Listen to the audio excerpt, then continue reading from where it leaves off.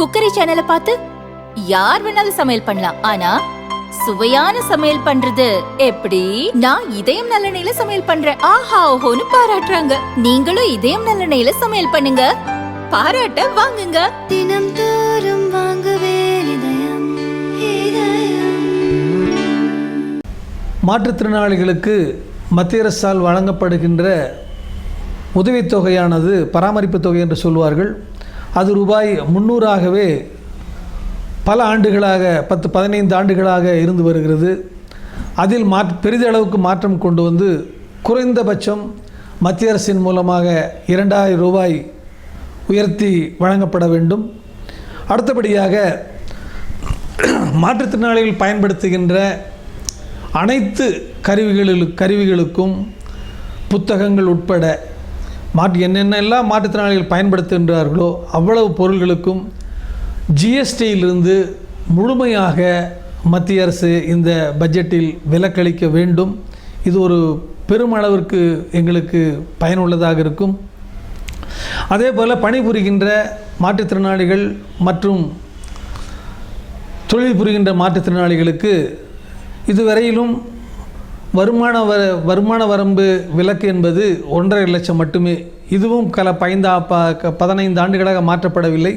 எனவே அந்த 1.5 லட்சம் என்பதை குறைந்தபட்சம் அது இரட்டிப்பாக மாற்றி 3 லட்சத்துக்கு கொண்டு வந்தால், காரணம் என்று சொன்னால் மாற்றுத்திறனாளிகளுக்கு எல்லா செலவுகளுமே இரட்டிப்பாகத்தான் செய்ய வேண்டி இருக்கிறது.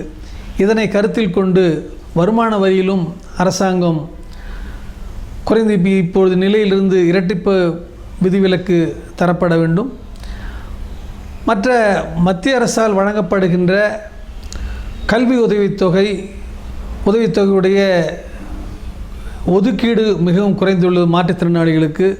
அதை மாற்றி தகுதி வாய்ந்த அதில் அனைத்து மாற்றுத்திறனாளி மாணவர்களுக்கும் கல்வி உதவித்தொகை கிடைப்பதற்கான போதிய நிதியை மத்திய அரசு ஒதுக்க வேண்டும். மத்திய அரசால் வழங்கப்படுகின்ற உபகரணங்கள் மற்ற தனியாரோடு ஒப்பிட்டு பார்க்கும் பொழுது இரட்டிப்பு விலையை தர வேண்டியிருக்கிறது. எனவே அதிலும் கணிசமான அளவில் குறைத்து தனியார் துறையில் ஒரு ஸ்டிக் 250 ரூபாய் என்று சொன்னால் மத்திய அரசால் 75 ரூபாய்க்கு வழங்குவதற்கான நிதியை மத்திய அரசு ஒதுக்க வேண்டும் என்று நாங்கள் கேட்டுக்கொள்கிறோம்.